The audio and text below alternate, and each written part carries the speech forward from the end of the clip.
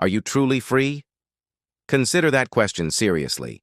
Your day begins, and reflexively, you reach for your phone. You swipe across the glass, hunting for a fresh update, for anything to pull your mind away. Perhaps then, a coffee, a hit of dopamine paired with a short video, a song to ward off the silence. On your commute to your job or classes, you ingest more stimuli, podcasts, social media feeds, a barrage of notifications. And when a rare moment of quiet finally arrives, what follows? A sense of unease emerges, a void, a feeling that compels you to find yet another distraction, another dose of immediate pleasure. The issue is not pleasure in itself. Pleasure is an inherent tool of the human psyche, an evolutionary impulse that guides us toward what ensures our survival.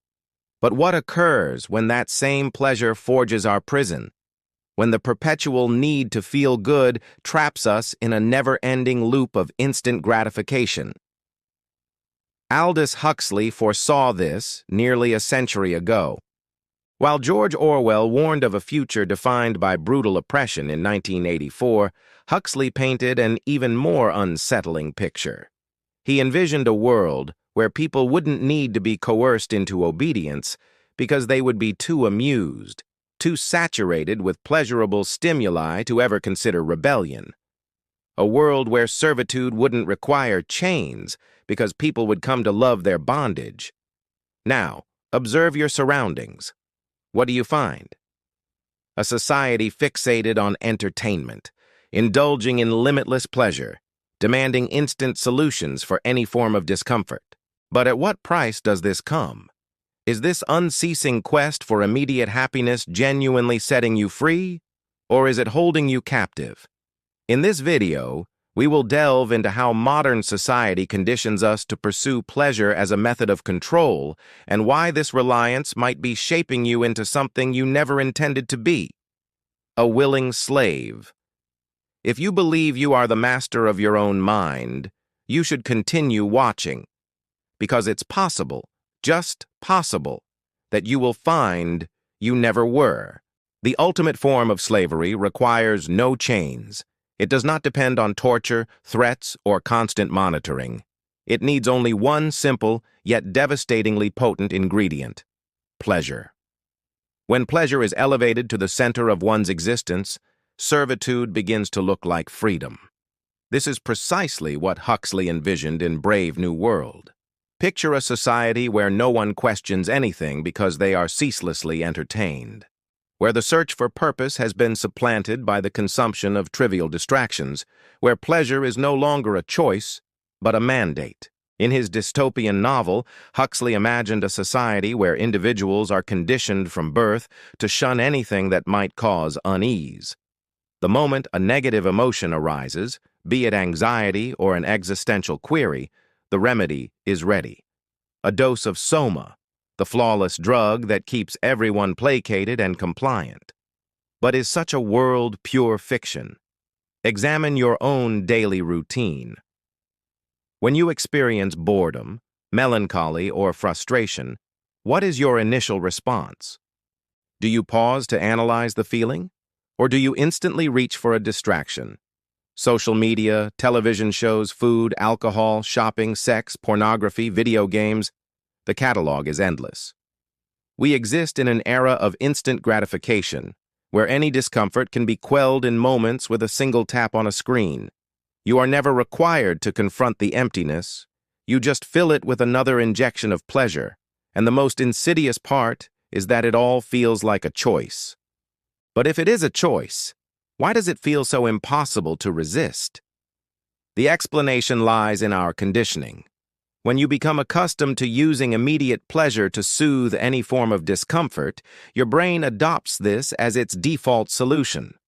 Over time, you forfeit the capacity to manage boredom, silence, or self-reflection. Your mind becomes unable to be alone with itself, and without noticing, you become the very thing Huxley prophesied: a contented servant, imprisoned not by coercion, but by pleasure. But how did this happen? How does this conditioning train us to sidestep critical thought and keep us snared in this addictive loop? We will explore this in the next section. If this message is resonating with you, click the subscribe button and join the channel. Your support is appreciated. Have you ever asked yourself why it feels so difficult to stop? Why, even when you know you ought to concentrate on a meaningful task, your hand drifts unconsciously toward your phone and your mind craves a new notification, another video, a fresh stimulus? This is not a coincidence. You have been conditioned for this. From the day we are born, we are taught to avoid discomfort at any cost. Our education system encourages us not to think critically, but to memorize and repeat information. The professional world programs us for productivity, not for reflection. And the culture of entertainment provides a constant stream of distractions, ensuring we never pause to question the reality around us. The culmination of these forces creates a society where the true danger is not a tyrannical government that bans free speech, but rather a system that makes us entirely lose interest in pursuing it. Huxley saw this with unmatched clarity. In Brave New World, the citizens didn't need to be violently suppressed. They were conditioned to adore their own enslavement. From infancy, they underwent processes of hypnopedia, messages whispered during sleep that molded their values without their awareness. Phrases like, "Everyone belongs to everyone," and "A Grammy of Soma is better than a dam," were ingrained in their subconscious to guarantee they would never challenge their reality. They were raised to believe that happiness was found in conformity, in avoiding all deep contemplation, and in escaping any hint of suffering. Now consider how this mirrors our own world. Today's conditioning isn't delivered through hypnopedia, but through social media algorithms, corporate advertising, and the deluge of stimuli that sculpt your behavior beneath your notice. Each time a notification pings, your brain gets a hit of dopamine. Each time a short video delivers a new tidbit of information without effort. You are conditioned to outsource your thinking. And each time you are rewarded for conforming, with likes, social approval, or immediate pleasures, you reinforce the belief that this is the correct way to live. The result of all this? An entire generation of people who are incapable of being alone with their own minds, unable to cope with discomfort, and powerless to question the system because they have simply forgotten how to think critically. Ultimately, a dictatorship is unnecessary to control the masses when they themselves instinctively reject any idea that demands mental exertion. But this aversion to critical thought has a cost. When we avoid discomfort at all costs, we become more fragile, more easily manipulated, and more vulnerable. Constant pleasure makes us weak, and manufactured happiness can transform us into progressively more passive creatures. But how does this process unfold? How does the promise of a painless existence lead to our total submission? This is what we will investigate next. Envision a world where no one experiences suffering, where all pain is swiftly medicated away, where there is no sorrow, frustration, or anxiety. It sounds utopian, doesn't it? But now examine it more closely. What becomes of a person who never confronts adversity? What happens to an entire society engineered to sidestep all discomfort? The answer is straightforward. It grows weak. Huxley grasped this paradox with chilling precision. In Brave New World, happiness was ensured through the endless supply of soma, the ideal drug. No adverse effects, no dangers, only instant bliss. But what was the true meaning of this happiness? It meant that no one was equipped to handle pain, frustration, or even the weight of their own consciousness.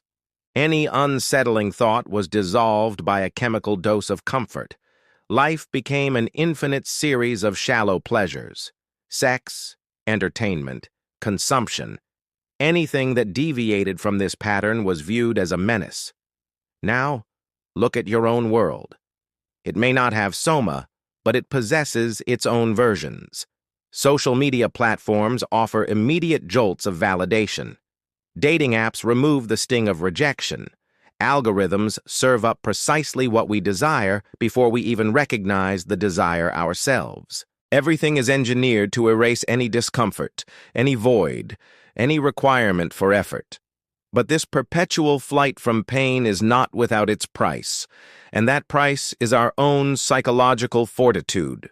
The harsh reality is that pain serves a purpose, suffering builds resilience, frustration forces us to grow, hardship compels us to evolve. But when every edge is smoothed over, when all challenges are preemptively avoided, we become progressively more brittle. Today, any minor inconvenience can feel intolerable. Small setbacks escalate into existential crises. Minor disagreements seem like calamities. Anything demanding patience or effort is quickly abandoned because we have been conditioned to take the path of least resistance. Instant pleasure, quick fixes. And this fragility makes us easier to manage. A society of strong, resilient individuals who can face discomfort and learn from it would never be submissive. It would never consent to live within a system that curtails its freedom, but a society of emotionally dependent individuals who crave constant stimulation to avoid their inner emptiness, who flee from any form of suffering. That society will be compliant. It will be manipulable. It will be the ideal society for those who seek power without resorting to overt force. And so, the trap is set. What appears to be freedom, the capacity to evade all suffering, ultimately becomes our cage. But there is an escape. To break this cycle, we must distinguish between pleasure and purpose. Because while pleasure can be our captor, purpose can be our liberator. And this is exactly what we will explore in the next section. What are you truly pursuing in life? Is it happiness or meaning? Pleasure or purpose? The answer might seem clear, but have you genuinely taken a moment to consider it? Modern society has conditioned us to believe that happiness is the ultimate prize. But what does it present to us as happiness? A relentless series of fleeting joys, likes on social media, impulse purchases, casual encounters, binge-watching shows, hyper-processed foods that deliver a surge of pleasure before leaving us hollow. All these things keep us momentarily placated, but the satisfaction never lasts. And therein lies the core of the issue. Pleasure is, by its nature, temporary. It must be continually replenished, or the sense of emptiness rushes back in. Now reflect on the most formative moments of your life, the ones that truly forged the person you are today. Were they moments of instant gratification, or were they moments of trial, effort, and triumph? Viktor Frankl, a psychiatrist and Holocaust survivor, asserted in Man's Search for Meaning that human beings cannot live without a purpose. He noted that even in the most horrific circumstances, those who discovered a greater meaning in their existence were the ones who managed to endure and preserve their sanity. And here, we find the paradox. The relentless pursuit of pleasure weakens us, while the pursuit of purpose fortifies us. Pleasure is easy, immediate, and addictive. Purpose, conversely, demands effort, discipline, and resilience. But unlike pleasure, purpose doesn't vanish once the initial stimulus fades. It builds something inside of us. It provides a reason to persevere. However, modern society does not want you to find a purpose. Purposes take time to cultivate. They require introspection, exertion, and most importantly, the endurance of suffering. All of this runs contrary to the logic of instant consumption. An individual who finds purpose in life has no need for constant distractions. They do not feel compelled to cram every second of their day with superficial entertainment. They are not easily swayed by false promises of instant happiness, and that is precisely why we are perpetually bombarded with stimuli designed to divert us from this quest. Because a person with a purpose is a threat to a system that feeds on our emotional dependency. So, if you feel that something is missing from your life, maybe the solution isn't more pleasure, but less. Perhaps the way forward is not to seek more distractions, but to clear away the excess. And the question you must ask yourself is this: what truly drives you? What gets you out of bed in the morning? Are you sustaining yourself with disposable pleasures, or are you building something of genuine substance? But how does one escape this system? How do you break the cycle and reclaim sovereignty over your own mind? That is what we will reveal in the next part. Now that you see how the unceasing chase for pleasure can hold you captive, the most critical question emerges. How do you break free from this trap? How do you regain command of your own mind in a world engineered to keep you distracted, sedated, and emotionally reliant? The first thing to accept is that this is not a simple battle. The system is designed for your failure. It wants you to continue chasing quick fixes, to keep feeding its algorithms with your attention, to carry on consuming without end. But an exit path exists, and it begins with your choice to become conscious of the game being played against you. The first strategy for shattering this cycle is the deliberate deprivation of pleasure. This isn't a call to become an ascetic and renounce all forms of enjoyment. Rather, it means learning to consciously manage your exposure to addictive stimuli. The problem is not pleasure itself, but its weaponization against you as an instrument of control. When you intentionally abstain from certain pleasures for a time, such as social media, processed foods, or compulsive entertainment, something remarkable occurs. Your brain recalibrates. It starts to find satisfaction in simpler things again, and the insatiable craving for artificial stimulation begins to weaken. The second step is to rebuild your tolerance for discomfort. If you aim to reclaim your autonomy, you must relearn how to sit with boredom, frustration, and the absence of constant input.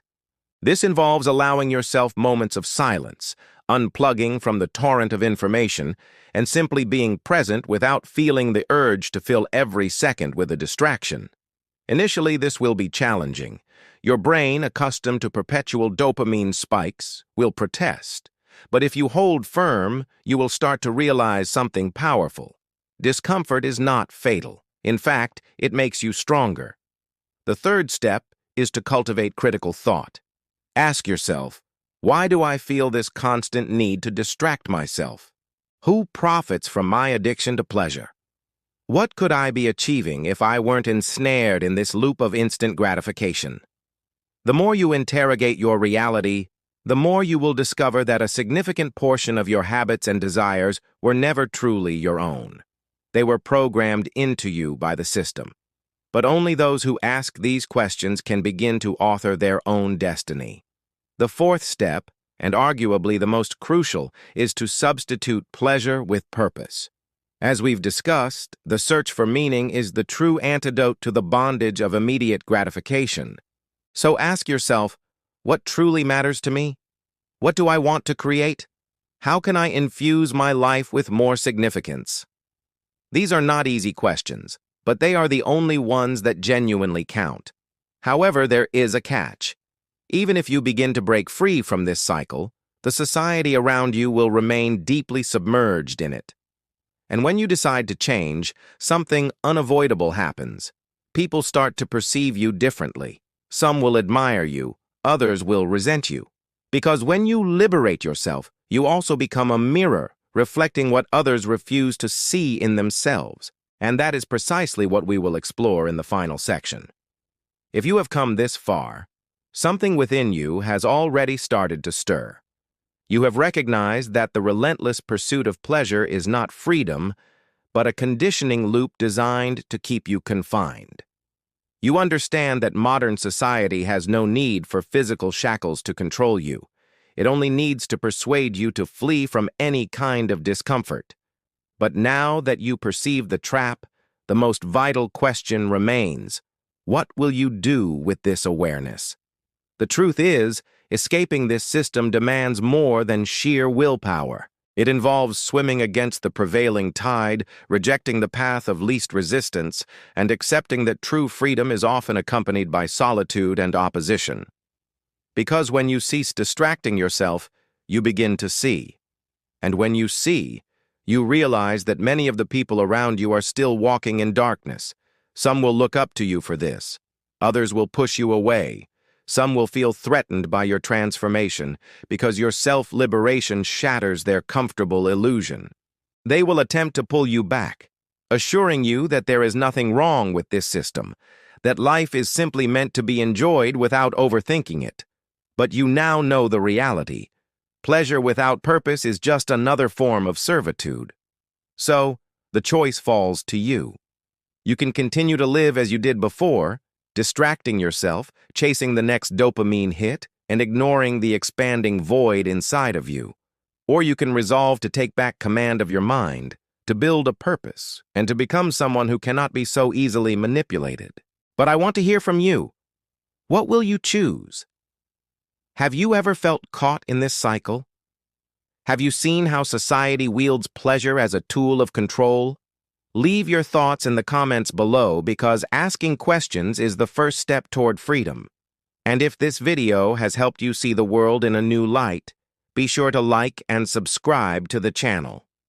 Here, we do not follow the current. We question, we reflect, and we seek to uncover the truths that others prefer you not to see. If you wish to continue this journey of self-discovery and liberation, hit the subscribe button and enable notifications because this is only the beginning. I'll see you in the next video.